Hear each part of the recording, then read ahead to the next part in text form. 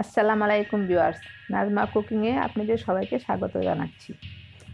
আজ আমি আপনাদের সাথে শেয়ার করব ঘরোয়া পরিবেশে বিফ পেটিস। আমরা সবাই, বিশেষ করে বাচ্চারা, বাইরের বিফ পেটিস খেতে খুবই পছন্দ করি।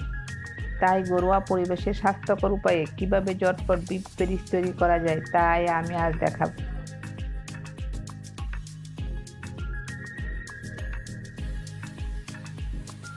ঘরে বসে বিফ পেটিস বানানোর জন্য একটি বাটিতে 1.5 কাপ ময়দা নিয়ে নিয়েছি।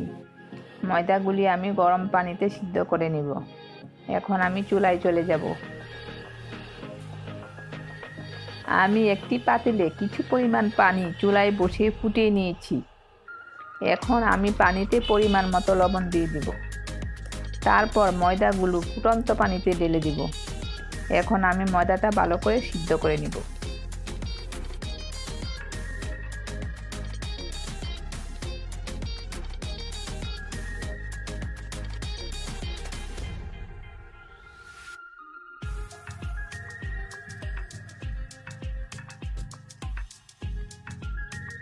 এখন আমি সিদ্ধ ময়দার সাথে সামান্য শুকনো ময়দা দিয়ে ভালোভাবে মথে নিব।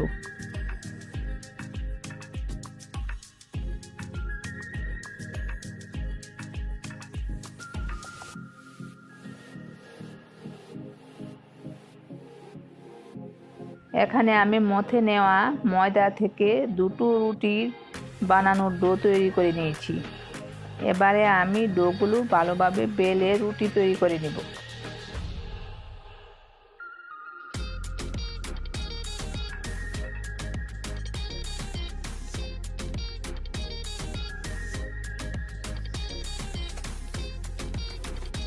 দেখুন, আমার রুটির পুরুত্বটা এরকম হয়েছে।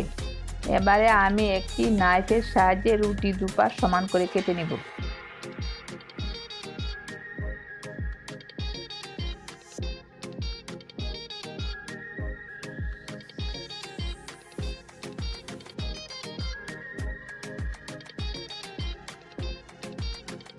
এরপর রুটির মাঝখান থেকে কেটে রুটিটা দুভাগ করে নেব। এরপর যে আমি এক বাটি গরুর মাংসের পুর নিয়ে নিয়েছি।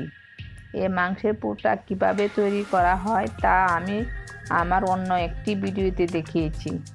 আমি ভিডিও লিঙ্কটা ডেসক্রিপশন বক্সে দিয়ে দিব। এখন এই মাংসের পুর থেকে সামান্য মাংসের পুর রুটির দুটি লেয়ারেই দিয়ে দিব। এরপর এভাবে ফোল্ড করে সামান্য পানি দিয়ে সিল করে নিব।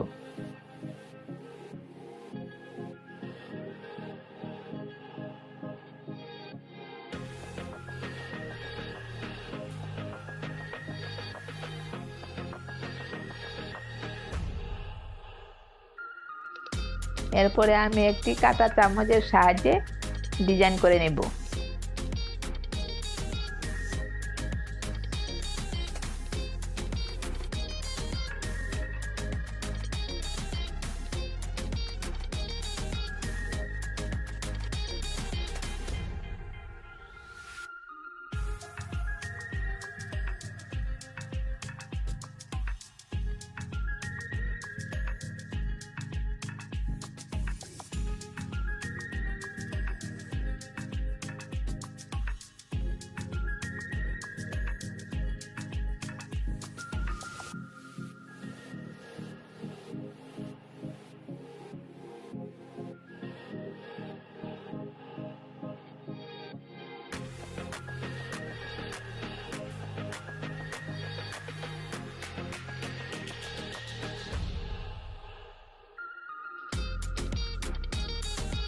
এরপর একইভাবে আবারও আরেকটি রুটি বেলে এবং মাংসের পুর ভরে সিল করে কাঁটা চামচের সাহায্যে ডিজাইন করে নেব।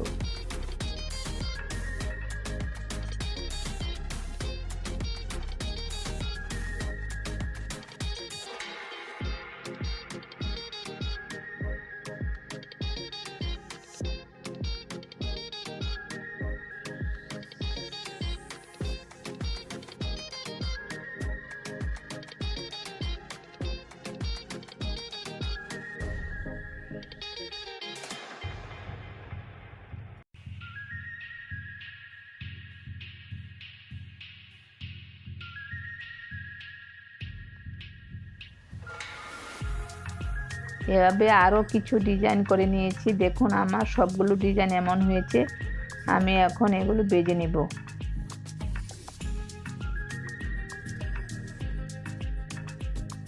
এখানে চুলোয় আমি একটি ফ্রাই প্যান বসিয়ে পরিমাণ মতো তেল দিয়ে দিয়েছি। তেলটাও গরম হয়ে গেছে। এবারে আমি পেটিসগুলো ভেজে নিব। চুলার আঁচটা মিডিয়াম টু হাই আঁচে রাখতে হবে। এভাবে আমি ধৈর্য ধরে আস্তে আস্তে লালচে করে ভেজে নিব।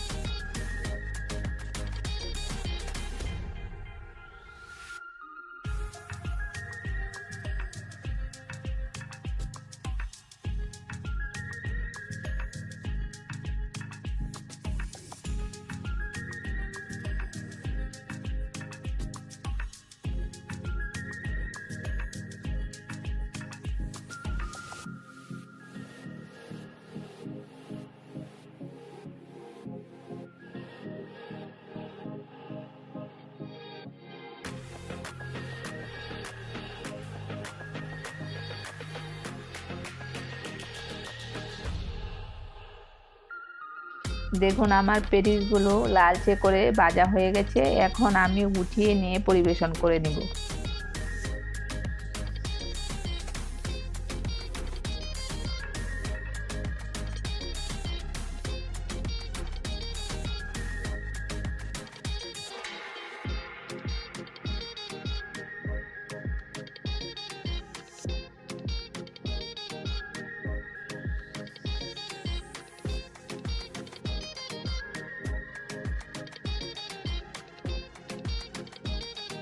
এই হয়ে গেল ঘরোয়া পরিবেশে তৈরি বিফ পেটিস। এই বিফ পেটিস বাহিরে রেস্টুরেন্টের পেটিসের তুলনায় অনেক বেশি স্বাস্থ্যকর এবং অনেক বেশি সুস্বাদু। আশা করি সবাই এখন এই বিফ পেটিস ঘরে বসে ঝটপট তৈরি করতে পারবেন। আজ এ পর্যন্তই। আপনারা সবাই ভালো থাকবেন। আল্লাহ হাফেজ।